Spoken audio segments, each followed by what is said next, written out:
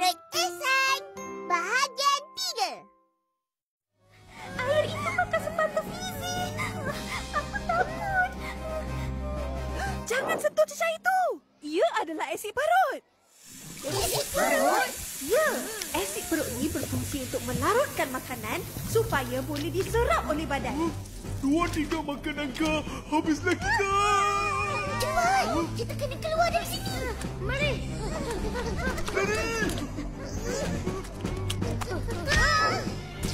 Tidak! Ayah, macam mana ni? Biji rambutan tu pun hancurlah. Kalau tahu macam ni, tak payah susah-susah nak masuk dalam perut Ehsan. Kawan-kawan, tengok. Apa nak buat ni? Masuk ke usus kecil cepat. Usus kecil? Mana? Ada lorongnya. Marvelous. Tapi tinggi. Macam mana? Tak balik. Cepat. Ayo buka makanan. Ikut.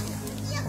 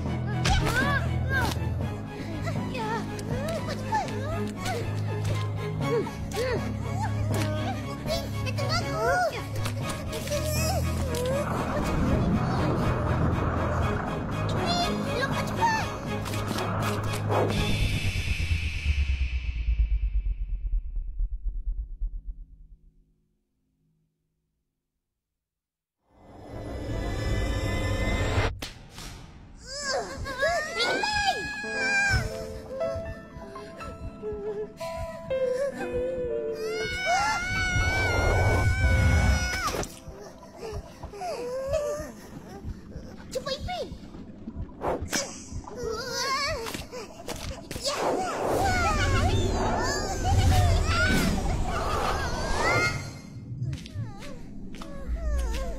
Jauh lagi ke ni? Aku dah tak tahan. Jangan muntah. Saya tak suka.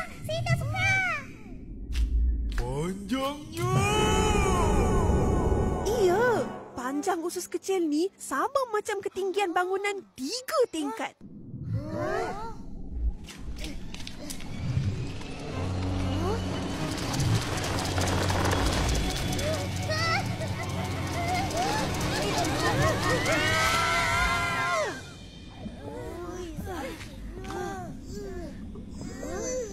Lorongnya sangat luas.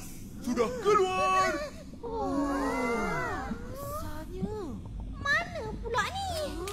Sekarang, kamu berada di dalam usus besar. Dah tak jauh dari pintu keluar. Sikit je lagi.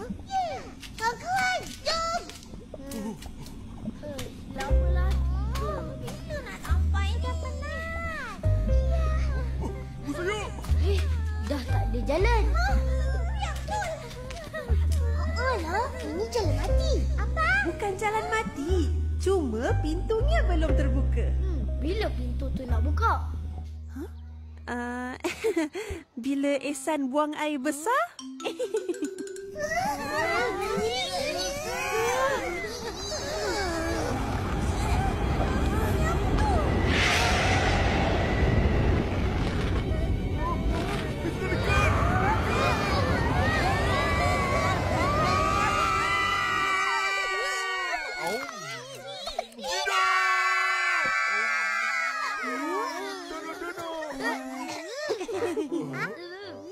Banyak kotorlah, cikgu.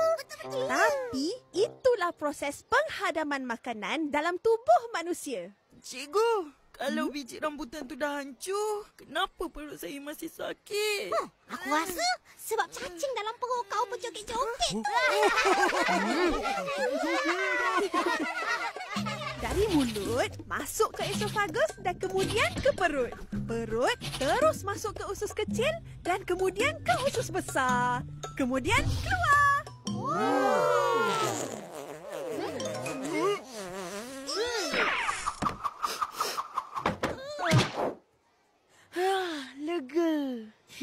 sakit perut aku.